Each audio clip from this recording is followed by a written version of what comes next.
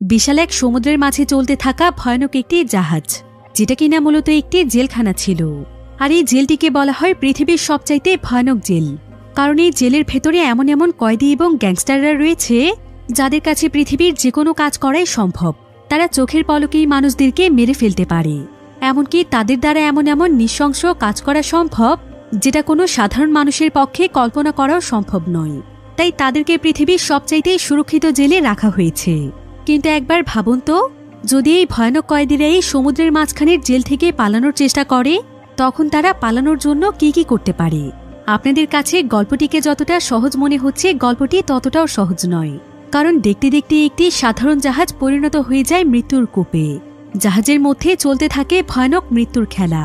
একটি সাধারণ গল্প দেখতে দেখতে কখন যে টুইস্ট এবং থ্রিলারে ভরপুর হয়ে যাবে এবং আপনার অবস্থা শ্বাসরুদ্ধকর করে দেবে, সেটা আপনারা বুঝতেই পারবেন না। তাহলে চলুন ঘুরে আসা যাক সমুদ্রের মাঝখানে থাকা ভয়ানক এক জেলখানার গল্প থেকে। তো গল্পটি শুরু হয় সাউথ কোরিয়ার একটি এয়ারপোর্টে। সময়টা ছিল 2017 সাল। তো আজকে এই এয়ারপোর্টে অনেকগুলো সাংবাদিক ভিড় করেছে, কারণ আজকে ফিলিপিন থেকে একটি বিমানের মাধ্যমে প্রায় 40 জনের মতো ভয়ানক কয়েদিরা এখানে আসতে চলেছে।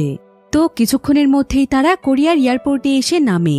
এয়ারপোর্টে অনেক মানুষই সেই কয়েদিদেরকে দেখতে এসেছে। তবে সেই ভিড়ের মধ্যে একজন ব্যক্তি অনেক সময় ধরে দাঁড়িয়েছিল, আর যখনই সেখানে কয়েদিরা প্রবেশ করে, ঠিক তখনই সেই ব্যক্তি একজন কয়েদির উপর ঝাঁপিয়ে পড়ে। সে পুলিশের সমস্ত সুরক্ষা ভেঙে সেই ব্যক্তিকে মেরেই ফেলতে চাইছিল। যদিও পুলিশেরা সেই ব্যক্তিকে নানাভাবে থামানোর চেষ্টা করে, কিন্তু সেই ব্যক্তি তার সঙ্গে করে অনেক বড় একটি বোম নিয়ে এসেছিল, আর সে খুব দ্রুত সময়ে সেখানে সেই বোমটিকে ব্লাস্ট করে দেয়। তবে এই বোমটি এতটাই ভয়ানক ছিল যে এই বোমের বিস্ফোরণে পুলিশ, কয়েদি, সাধারণ মানুষ সহ সবাই মারা যায়। এই ঘটনার পর প্রায় 5 বছর সময় পার হয়ে যায়। সময়টা ছিল 2022 সাল, যেখানে আমরা সেই সমুদ্র বন্দরটিকে দেখতে পাই, যেটার মাধ্যমে ফিলিপিন থেকে সেই ভয়ানক কয়েদিরা এসেছিল। কিন্তু গতবারের মতো এবারও যেন তেমন কোনো দুর্ঘটনা না ঘটে, তাই তাদেরকে এবার ফিলিপিন থেকে বিমানের মাধ্যমে নয়, বরং সমুদ্রপথে কোরিয়াতে আনার সিদ্ধান্ত নেওয়া হয়েছে। এমনকি তাদের সঙ্গে প্রায় পুলিশের 20টি ইউনিট দেয়া হয়েছে, যাদের মধ্যে প্রত্যেকটি পুলিশে অনেক বেশি দক্ষ ছিল, যাতে করে ভুল করেও কোনো কয়েদি পালিয়ে যেতে না পারে। এমনকি তাদেরকে যেই জাহাজে করে নিয়ে যাওয়া হবে, সেটাও মূলত ছিল পৃথিবীর সবচাইতে সুরক্ষিত জেলখানার মতোই, কারণ সেখানে কয়েদিদের সুরক্ষার জন্য সবকিছুই রয়েছে। আর এই জাহাজটি ছিল একটি কার্গো শিপ। এবার প্রত্যেকটি কয়েদিকে সমুদ্র বন্দরে নিয়ে আসা হয়। এখানে আজকে প্রায় 47 জনের মতো কয়েদি ছিল। এরা সবাই অপরাধ করে বাঁচার জন্য ফিলিপিনে পালিয়ে গিয়েছিল, কিন্তু এখন তাদেরকে কোরিয়াতে ফিরিয়ে আনার ব্যবস্থা করা হচ্ছে। তবে এখানকার প্রত্যেকটি কয়েদি ছিল অনেক বেশি হিংস্র। তাদের মনের ভেতরে কোনো মায়া দয়া ছিল না, এমনকি তারা ভয়ানক কিছু হত্যাকাণ্ডের আসামি। এখানে কোনো কয়েদি কারো চাইতে কম নয়। তারা যে কোনো মানুষকে পশুর মতো কেটে ফেলতে পারে, কারো জীবন কেড়ে নিয়ে তাদের কাছে যেন কোনো ব্যাপারই নয়। আর এই সমস্ত কয়েদিরা আজকে এই জাহাজ থেকে পালানোর প্ল্যান করে এসেছে, এমনকি তারা আগেই সবকিছুর ব্যবস্থা করে রেখেছে। তবে এই সমস্ত কয়েদিদের মধ্যে সবচাইতে ভয়ানক কয়েদি হচ্ছে পার্ক নামক একজন ব্যক্তি, যে কিনা এখন পর্যন্ত প্রায় 30 জন মহিলাকে ধর্ষণ করে মেরে ফেলেছে। এমনকি সে অনেক বেশি বেয়াদব প্রকৃতির ছিল। এবার ডোসুক নামক একজন পুলিশ অফিসার যখন তাকে এই ব্যাপারে জিজ্ঞাসা করছিল, তখন তার মাঝে তার এই অপরাধ নিয়ে বিন্দুমাত্র আফসোস ছিল না, বরং সে এখানে বলছিল যে তার ক্ষমতা আছে বলে সে ধর্ষণ করেছে। সেই সাথে সে এখানে ডোসুককে অনেক উল্টোপাল্টা কথা বলে। ডোসুক এতে প্রচণ্ড রেগে যায়, আর সে পার্কে সেখানে মারধর করলে পার্ক সেখানে তার গায়ে থুথু মেরে দেয়, যার ফলে ডোসুক সেখানে তাকে সকলের সামনেই মারধর করে, আর তাকে সাবধান করে দেয় যে সে ভবিষ্যতে যেন পুলিশের সঙ্গে লাগতে না আসে। এবার পুলিশেরা সমস্ত কয়েদিদেরকে জাহাজের ভেতরে নিয়ে আসে। এই সমস্ত কয়েদিদের মধ্যে 2 জন মেয়েও ছিল, আর তাদেরকে নিয়ন্ত্রণের জন্য তাদের সঙ্গে মেয়ে পুলিশ অফিসারও রয়েছে। এই জাহাজটির মধ্যে প্রত্যেকটি কয়েদির জন্য আলাদা আলাদা কারাগার ছিল, আর পুরো জাহাজটিতে অনেক বেশি সুরক্ষা ব্যবস্থা রাখা হয়েছে। অন্যদিকে আমরা একটি অফিস রুম দেখতে পাই, যেটা মূলত ছিল একটি কন্ট্রোল রুম, আর এখান থেকেই কয়েদিদের সমস্ত জাহাজকে মনিটরিং করা হয়। আর এই অফিসটিকে বলা হয় VTS। তবে এমন সময় সেখানে হেইসিক নামক একজন ব্যক্তি চলে আসে, যার সঙ্গে তার কিছু সঙ্গীরাও ছিল। আর এই ব্যক্তি এখানে সকলকে উদ্দেশ্য করে বলে, গভর্নমেন্টের পক্ষ থেকে আমাকে এখানে পাঠানো হয়েছে। আমরা এখানে আজকে অনেক গুরুত্বপূর্ণ একটি মিশনে এসেছি, তাই আপনারা সবাই এখান থেকে সরে যান। আমাদেরকে আমাদের কাজ করতে দিন। সে এখানে সবাইকে তার কার্ডও দেখায়, যার ফলে তার কথা সবাই বিশ্বাস করে সেখান থেকে সরে যায়। আসলে তারা সেই জাহাজটির জন্যই এখানে এসেছে, যেটার মাধ্যমে আজকে কোরিয়াতে ভয়ঙ্কর কয়েদিদেরকে আনা হচ্ছে। তবে সেই কার্গো শিপে যে শুধুমাত্র কয়েদিরাই রয়েছে এমনটা নয়, বরং শিপটিতে আরও একটি ভয়ানক জিনিস রয়েছে, আর সেটাকেই মূলত কোরিয়াতে আনা হচ্ছে। তবে সেই জিনিসটি আসলে কি সেটা আমরা সামনে জানতে পারব। আর এই পুরো বিষয়টিকেই পর্যবেক্ষণ করতে অফিসার হেইসেক এখানে এসেছে, যে কিনা হচ্ছে স্পেশাল অপারেশনের হেড। অন্যদিকে আমরা অফিসার ডোসুককে দেখতে পাই। অফিসার ডোসুক সমস্ত কয়েদিদেরকে নিজ নিজ কক্ষে বন্দি করে দিয়ে জাহাজে কর্মরত পুলিশদেরকে তাদের কাজগুলো বুঝিয়ে দেয়। আর সবকিছু কমপ্লিট হয়ে গেলে সে সেখান থেকে চলে যায়। এবার আমরা সেই শিপটিতে একজন নার্স এবং একজন ডক্টরকে দেখতে পাই। এই নার্সের নাম হচ্ছে হেইন, আর ডক্টরের নাম হচ্ছে ওসিক। তো নার্স যখন এখানে তার কাজে ব্যস্ত ছিল, তখন ডক্টর সেই নার্সের কাছ থেকে লুকিয়ে লুকিয়ে অনেকগুলো মেডিসিন সংগ্রহ করছিল। অন্যদিকে নার্স হেইনও ফ্রিজে কিছু একটা রাখছিল। অন্যদিকে আমরা কয়েকজন পুলিশ অফিসারকে দেখতে পাই। তারা শিপটির কিচেন রুমে কয়েদিদের জন্য রান্না করছিল। তবে এই কাজটি করতে তাদের কারোই একদমই ভালো লাগছিল না। কয়েদিদের জন্য রান্না করতে তাদের যেন আত্মসম্মানে লাগছিল, কারণ তারা কেউই আসলে প্রফেশনাল শেফ ছিল না, বরং বাধ্য হয়ে তারা আজকে কয়েদিদের জন্য রান্না করছে। আর তারা এখানে রান্না করতে করতে এই বিষয়টি নিয়েই কথা বলছিল। তবে এমন সময় সেখানে খাবার নেওয়ার জন্য ডক্টর ওসিক আসে। তো এবার তারা তাদের খাওয়া দাওয়া শেষ করে কোরিয়ার উদ্দেশ্যে বেরিয়ে পড়ে। এবার কিছুক্ষণ পরেই দেখা যায় যে ডক্টর ওসিক সেই শিপের বেসমেন্টে এসেছে, যেখানে আরও দুজন ব্যক্তি ছিল। আর সেই বেসমেন্টেরই একটি জায়গাতে অনেক ভয়ানক একটি লাশ রয়েছে। তারা আসলে এই লাশটির উপর গোপন একটি এক্সপেরিমেন্ট করছে, যেটার ব্যাপারে বাহিরের কেউই জানে না। লাশটির চোখ এবং মুখ সেলানো অবস্থায় ছিল, আর পুরো শরীরটাই যেন গলে পচে যাচ্ছিল। তো ডক্টর ওসিক এখানে বেসমেন্টের মানুষদের জন্য খাবার নিয়ে এসেছে। আর এবার তাদের নির্দেশ অনুযায়ী ওসিক সেই লাশটির শরীরে একটি বেহুশ হওয়ার ইঞ্জেকশন পুশ করে দেয়। অন্যদিকে আমরা ভিটিএস অফিসের হেড হেইসেককে দেখতে পাই। সে এখানে একটি সিক্রেট ফাইল খুলে দেখছিল, আর সেই ফাইলটির মাধ্যমে সে একটি সিক্রেট অপারেশনের ব্যাপারে জানতে পারে, যেটার নাম হচ্ছে প্রজেক্ট আলফা। এবার দেখতে দেখতে সন্ধে পেরিয়ে রাত নেমে আসে, আর জাহাজের প্রত্যেকে অনেক বেশি ক্লান্ত ছিল। তাই জাহাজে সবাই ক্লান্ত হয়ে ঘুমিয়ে পড়েছিল। বেশিরভাগ পুলিশ অফিসার ঘুমিয়ে গেলেও কয়েকজন পুলিশ অফিসার একসঙ্গে বসে গল্প করছিল। এবার অন্যদিকে আমরা পার্ক নামক সেই কয়েদিটিকে দেখতে পাই, যে কিনা দেখতে অনেক ভয়ানক ছিল। তার সম্পূর্ণ শরীর জুড়েই ছিল অদ্ভুত অদ্ভুত ট্যাটু। তো সে এখানে তার পেটের একদম ভেতর থেকে একটি পিন বের করে ফেলে, আর তাকে চেন সিস্টেমের যেই হ্যান্ডকাপের সঙ্গে বেঁধে রাখা হয়েছে, পার্ক তার সেই পিনের মাধ্যমে হ্যান্ডকাপটিকে খুলে ফেলে। এরপর পার্ক তার সেই পিনটিকে আরও একজন কয়েদির কাছে দিয়ে দেয়, আর সেই কয়েদিও তখন সেই পিনটির মাধ্যমে তার হাতের হ্যান্ডকাপটিও খুলে ফেলার চেষ্টা করে। অন্যদিকে শিপের মধ্যে পুলিশের সঙ্গে কিছু স্টাফও ছিল, যাদের কাজ হচ্ছে পুলিশদের বিভিন্ন কাজে সহায়তা করা। এবার কয়েকজন স্টাফ চলে যায় জাহাজের একটি রুমের মধ্যে, যেখানে তাদেরই কিছু অস্ত্র রাখা আছে। তারা তখন সেখান থেকে কিছু অস্ত্র নিয়ে নেয়। আর এখানে আমরা জানতে পারি যে এরাও আসলে ক্রিমিনাল ছিল। এরা এই কয়েদিদেরকে এখান থেকে মুক্ত করার জন্য ছদ্মবেশে স্টাফ সেজে জাহাজে উঠেছে। কিন্তু এই স্টাফগুলো যখন অস্ত্র নিয়ে সেই রুম থেকে বেরিয়ে আসে, ঠিক তখনই তাদেরকে সেখানকার কয়েকজন পুলিশ অফিসার দেখে ফেলে। কিন্তু পুলিশের এখানে কোনো পদক্ষেপ নেয়ার আগেই এরা সবাই মিলে সেই পুলিশ অফিসারদেরকে মেরে ফেলে।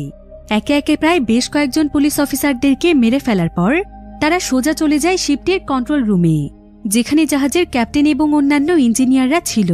তারাই মূলত জাহাজটিকে চালাচ্ছিল।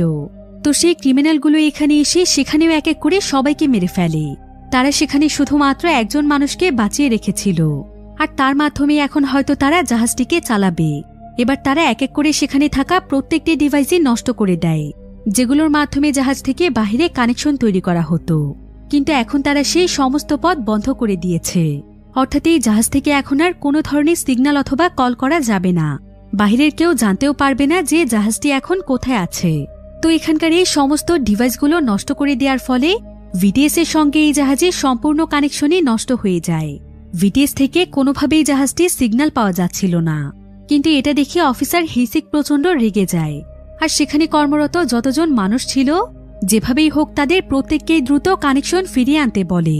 অন্যদিকে আমরা জাহাজটির মধ্যে একজন লেডি পুলিশ অফিসারকে দেখতে পাই, যার নাম ছিল সুমিন।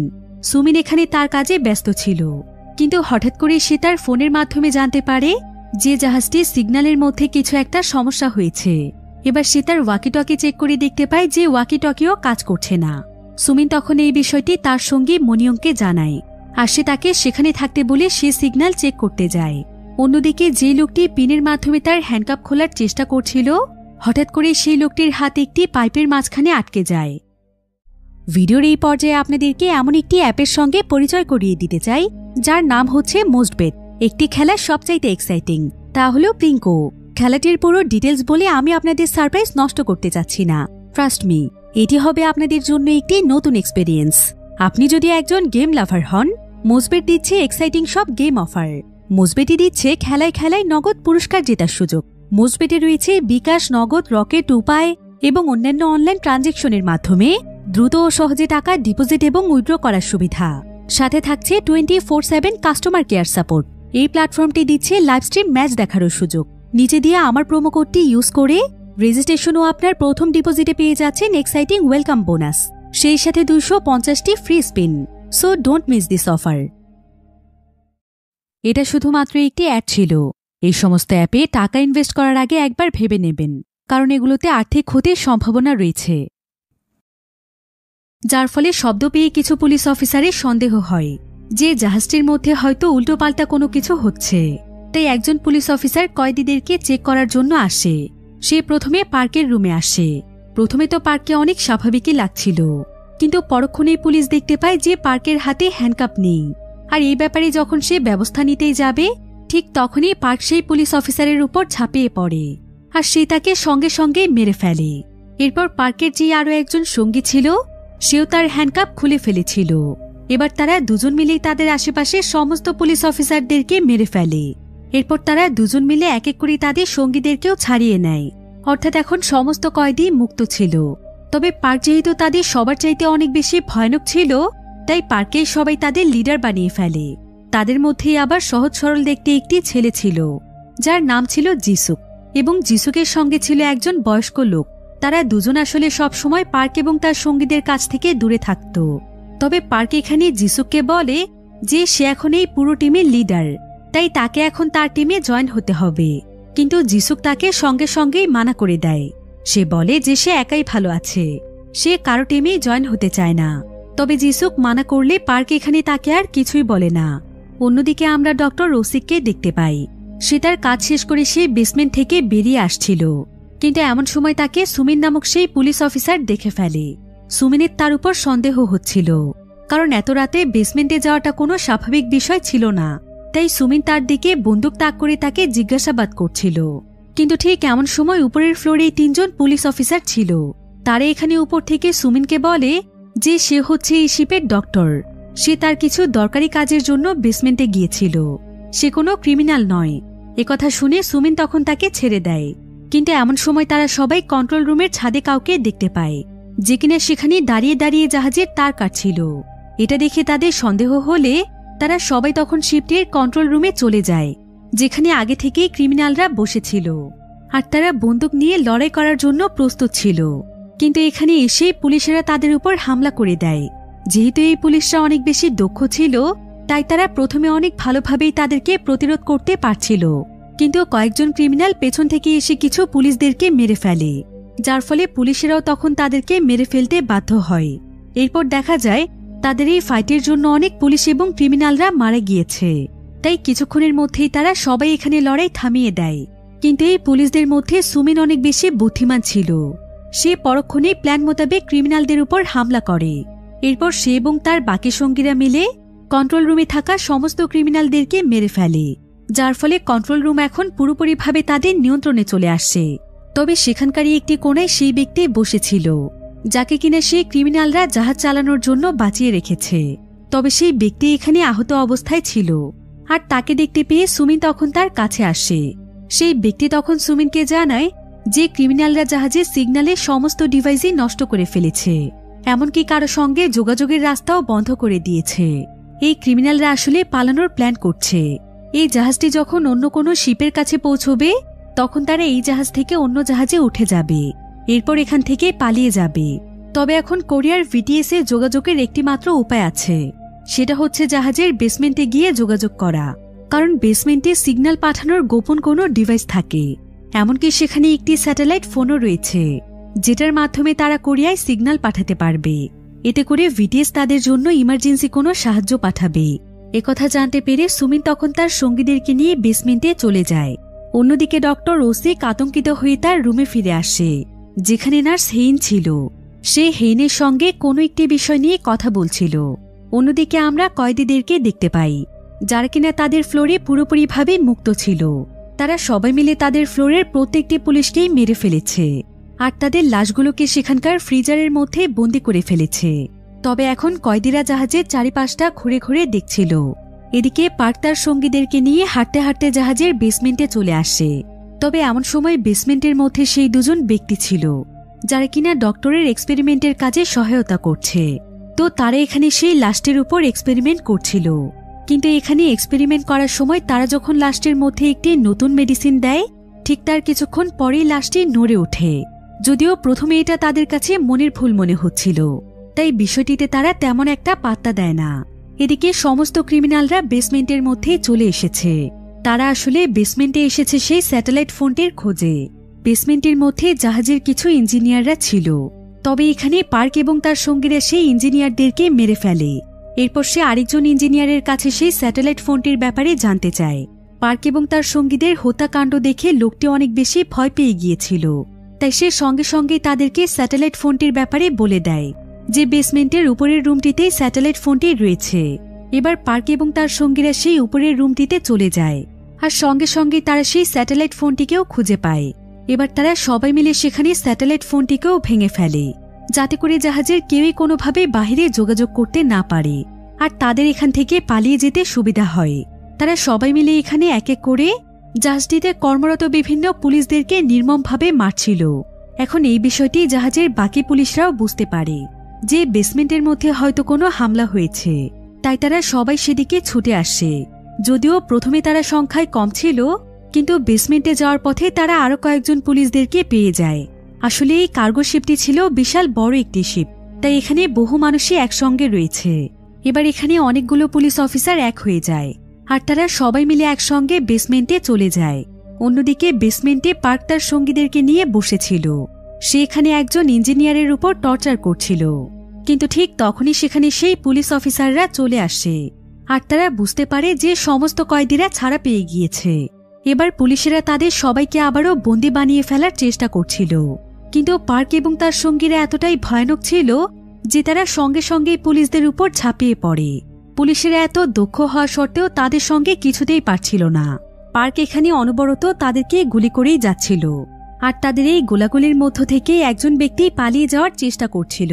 কিন্তু হঠাৎ করেই তার সামনে ভয়ানক সেই লাশটি চলে আসে, যেটা কিনা এখন আবারও জীবিত হয়ে গিয়েছে। আসলে এই লাশটির উপর ভয়ানক একটি এক্সপেরিমেন্ট করা হয়েছে, যেটার নাম হচ্ছে প্রজেক্ট আলফা, কারণ এই ধরনের লাশকে আলফা বলা হয়।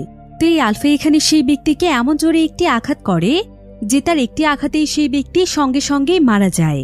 এই আলফা আসলে পৃথিবীর সবচাইতে ভয়ানক একটি প্রাণী, যাকে কোনোভাবেই মেরে ফেলা সম্ভব নয়। এমনকি তার শরীর যেন একদম লোহার তৈরি। তাকে আঘাত করলে অথবা গুলি করলেও তার কোনো কিছুই যায় আসে না, অর্থাৎ তাকে কোনোভাবেই মেরে ফেলা সম্ভব নয়। যদিও তার চোখ একদম সেলাই করা ছিল, কিন্তু তারপরও সে তার আশেপাশে থাকা মানুষের উপস্থিতি বুঝতে পারে, এমনকি মানুষের শরীরে তাপও অনুভব করতে পারে। আর তার মূল কাজই হচ্ছে সামনে যাকে পাওয়া তাকেই মেরে ফেলা। আলফা ছিল শিয়ালের মতো প্রচণ্ড চালাক এবং বুদ্ধিমান, আর তার শক্তি ছিল একজন সাধারণ মানুষের চাইতে 10 গুণ বেশি।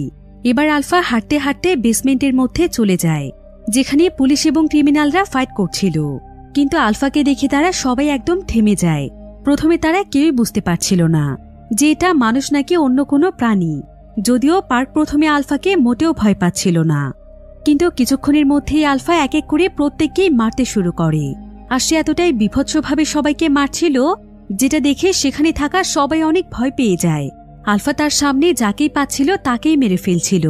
আর এখানে আলফার এমন ভয়ানক রূপ দেখে পার্ক কোনোমতে সেখান থেকে পালিয়ে যাওয়ার চেষ্টা করে, কিন্তু আলফা এটা বুঝে যায়, আর সে সঙ্গে সঙ্গে সেখানে এসে পার্ককেও নির্মমভাবে মেরে ফেলে।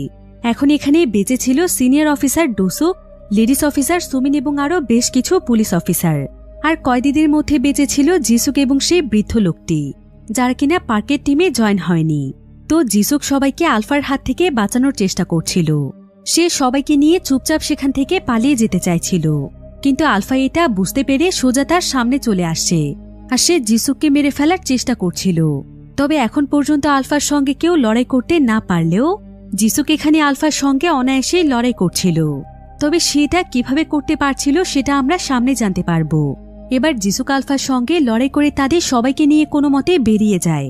তবে আলফার সঙ্গে লড়াই করতে গিয়ে জিসুক তার হাতে অনেক আঘাত পেয়েছিল, যেটা দেখে সুমিন অনেক ভয় পেয়ে যায়। আর সুমিন এখানে জিসুককে বলে যে তাদেরকে যত তাড়াতাড়ি সম্ভব জাহাজে ডক্টরের কাছে যেতে হবে। এমন সময় তাদের সঙ্গে যে বয়স্ক লোকটি ছিল তার নাম ছিল লি। লি এখানে সুমিনকে বলে যে আলফা তার শরীরে যেই পোশাকটি পরেছিল সেটা কোনোভাবেই এখনকার যুগের মনে হচ্ছে না। এমন ধরনের পোশাক সে যখন ছোট ছিল তখন দেখেছিল।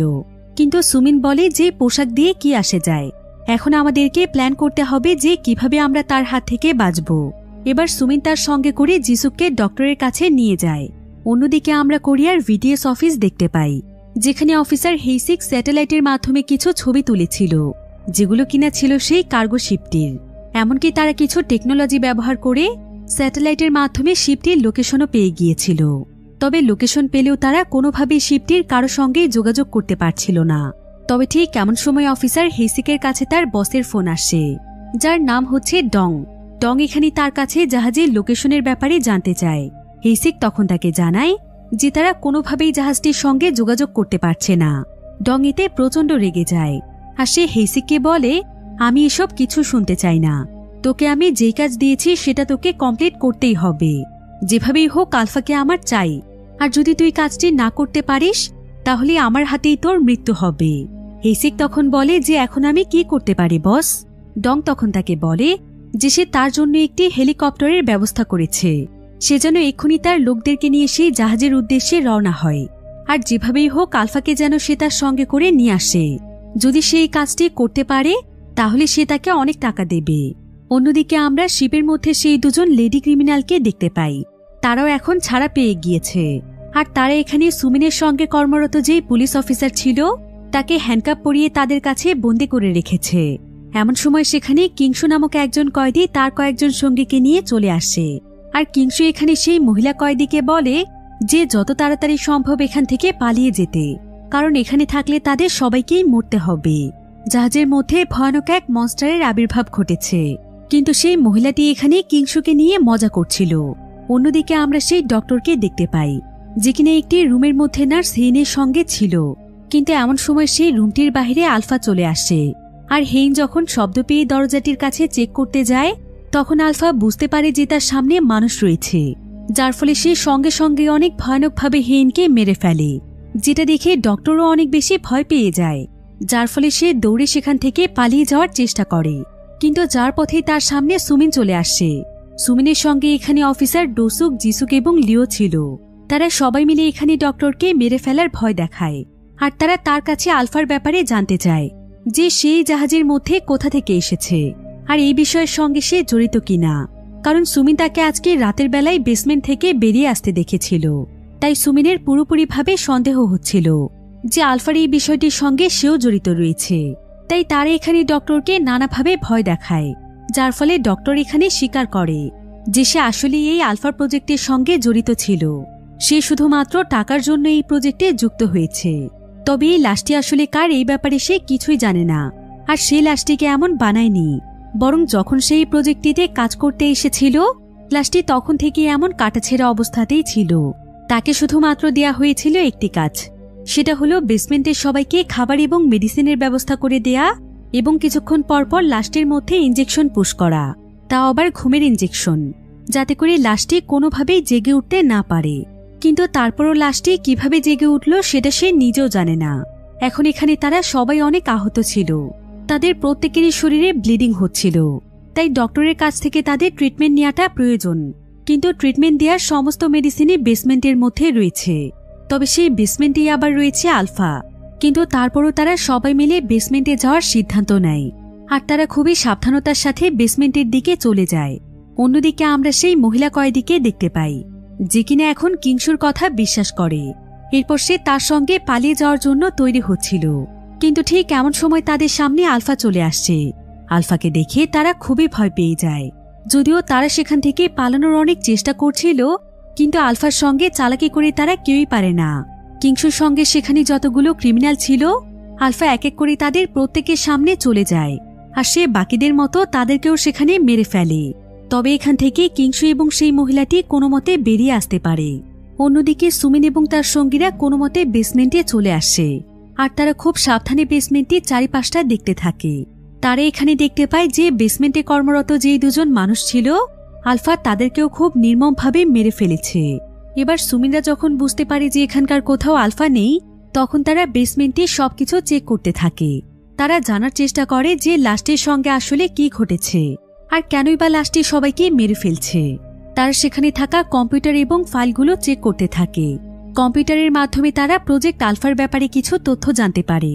তবে সুমিন এখানে বহু বছর পুরনো একটি ফাইল খুঁজে পায়, যেটার মধ্যে মূলত সমস্ত তথ্যগুলোর বিস্তারিত ছিল।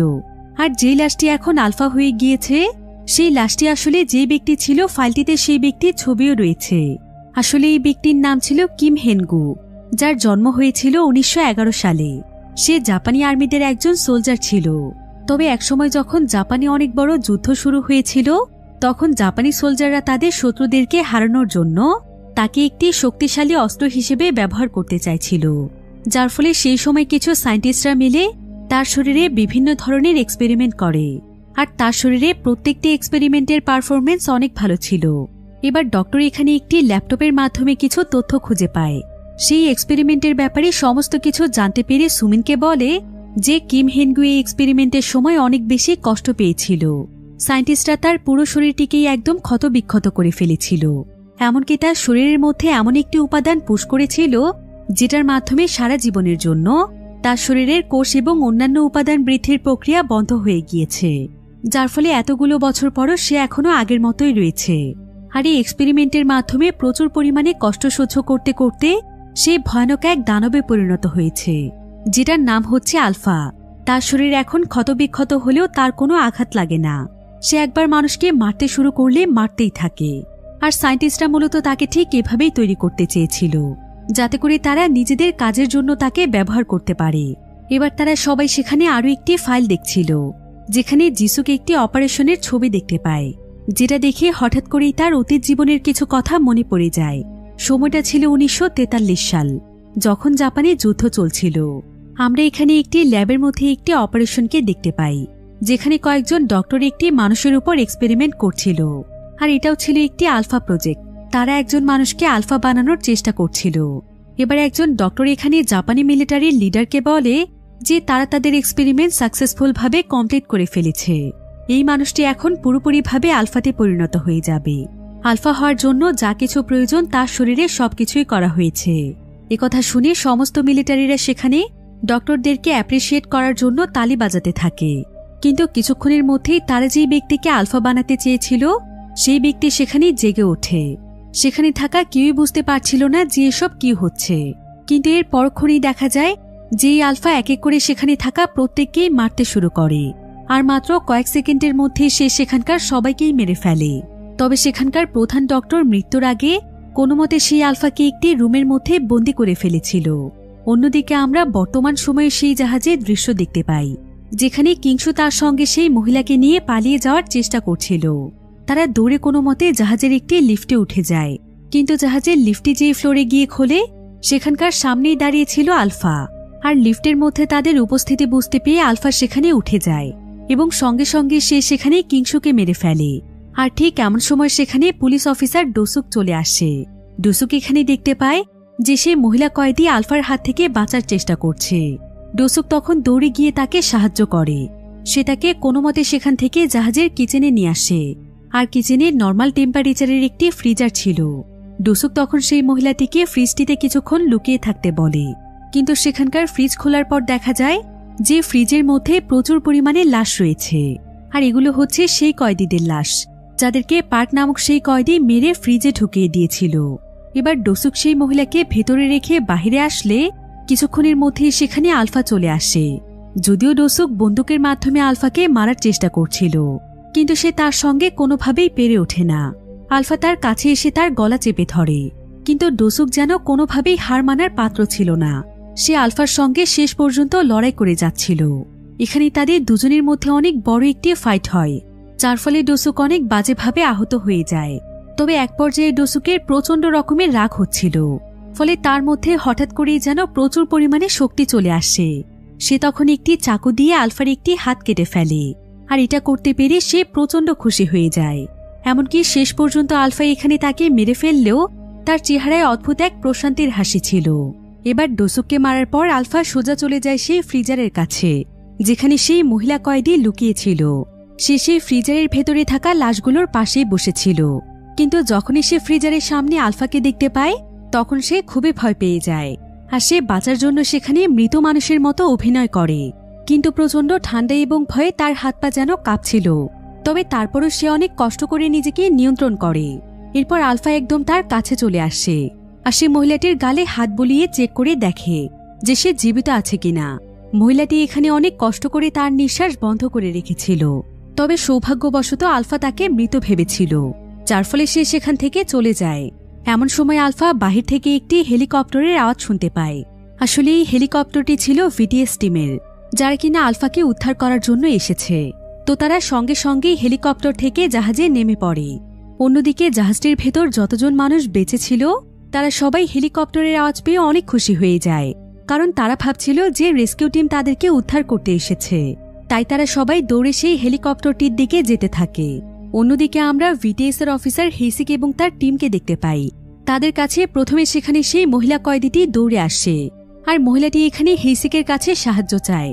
সে বারবার তাকে অনুরোধ করে যে তাকে যেন তারা বাঁচিয়ে নেয়, কিন্তু এখানে দেখা যায় যে মহিলাটির চিৎকার শুনে হেইসিক খুবই রেগে যায়, আর সে তাকে বাঁচানোর বদলে বরং সেই তাকে গুলি করে মেরে ফেলে।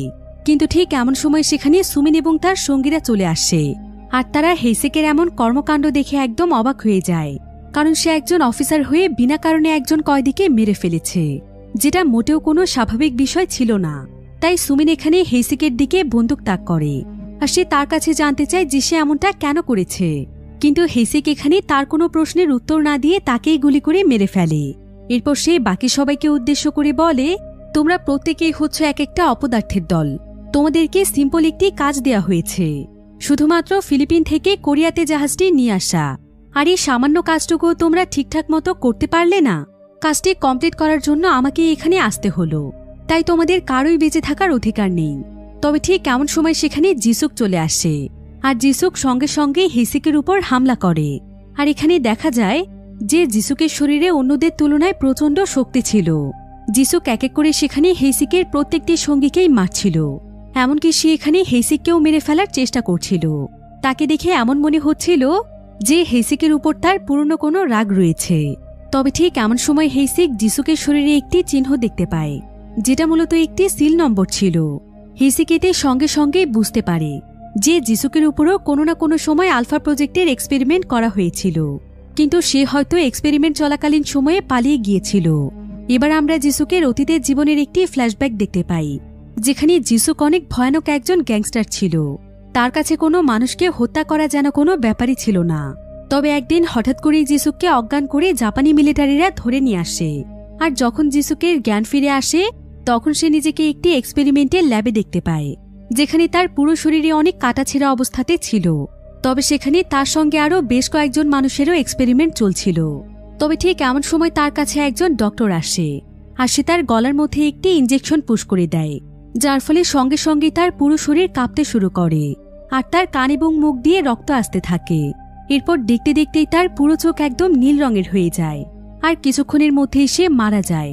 তবে এক্সপেরিমেন্টের মধ্যে যারা যারা মারা যায় তাদের সবাইকে একটি ট্রাকে করে এক ধরনের খামারে নিয়ে আসা হয়, আর এই লাশগুলোকে মূলত এক ধরনের প্রাণীর খাবার হিসেবে ব্যবহার করা হয়।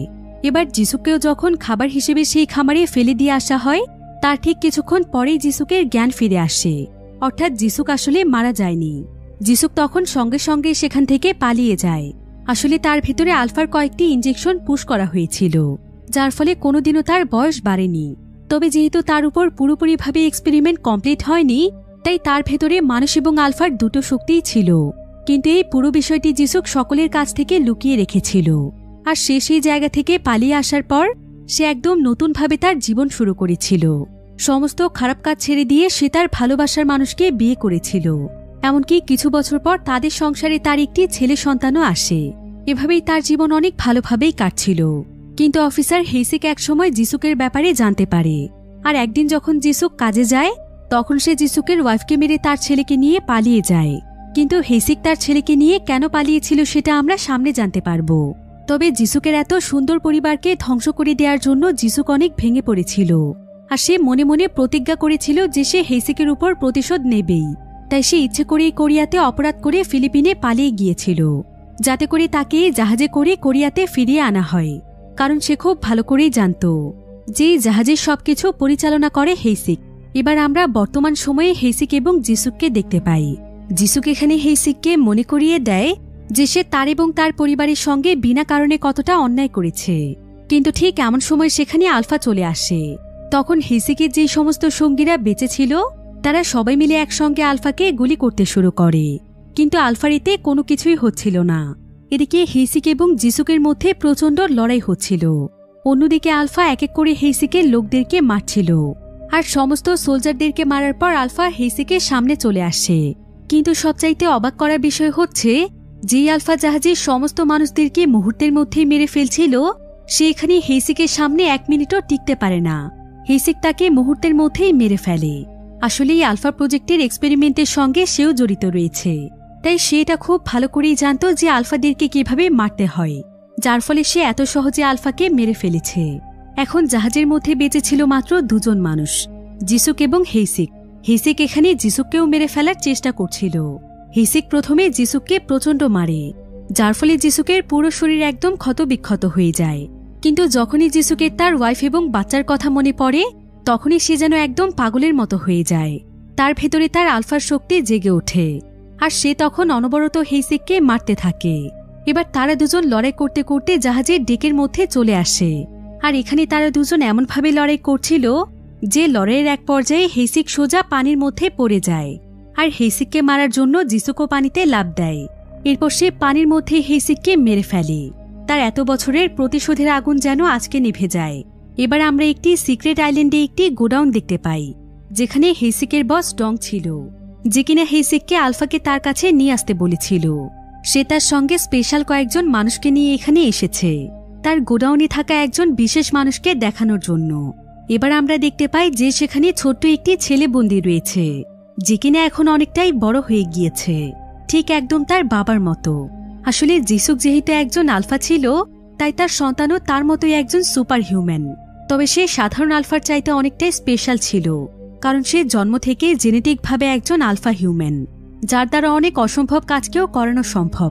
তাই মূলত ডং হেইসিকের মাধ্যমে জিসুকের ছেলেকে ধরে এনে বন্দি করে রেখেছে, যাতে করে তার মাধ্যমে সে নিজে অনেক বেশি শক্তিশালী হয়ে উঠতে পারে, তাকে তার অস্ত্র হিসেবে ব্যবহার করতে পারে।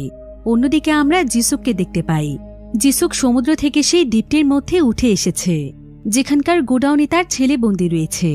আর সে বহু বছর ধরেই তার ছেলের সন্ধান করছে, কিন্তু সে এটা জানত না যে তার ছেলে এই দ্বীপের মধ্যেই রয়েছে। তবে সে এখান থেকে সোজা বেরিয়ে পড়ে তার ছেলেকে উদ্ধারের সন্ধানে। আর এমনই একটি ইনকমপ্লিট এন্ডিং এর মাধ্যমে গল্পটি এখানেই শেষ হয়ে যায়। আসলে কিছু কিছু গল্পের এন্ডিং ডিরেক্টর অডিয়েন্সের উপরই ছেড়ে দেয়, কারণ মুভির ভেতরে নানা ধরনের টুইস্ট, ক্লু এবং থিওরি থাকে, যেটার মাধ্যমে সেই সমস্ত মুভির এন্ডিং দর্শকেরা নিজের ভেতরেই তৈরি করে ফেলে। তো জিসুক যেহেতু একজন আলফা হিউম্যান ছিল, তাই আপনাদের কাছে কি মনে হয়, জিসুককে শেষ পর্যন্ত তার ছেলেকে উদ্ধার করতে পেরেছিল? এই বিষয়ে আপনাদের মতামত ভিডিওর নিচে থাকা কমেন্ট বক্সে জানাতে ভুলবেন না। আজকের ভিডিও এ পর্যন্তই। দেখা হবে পরবর্তী নতুন কোনো ভিডিওতে। সে পর্যন্ত সবাই ভালো থাকুন, সুস্থ থাকুন। আল্লাহ হাফেজ।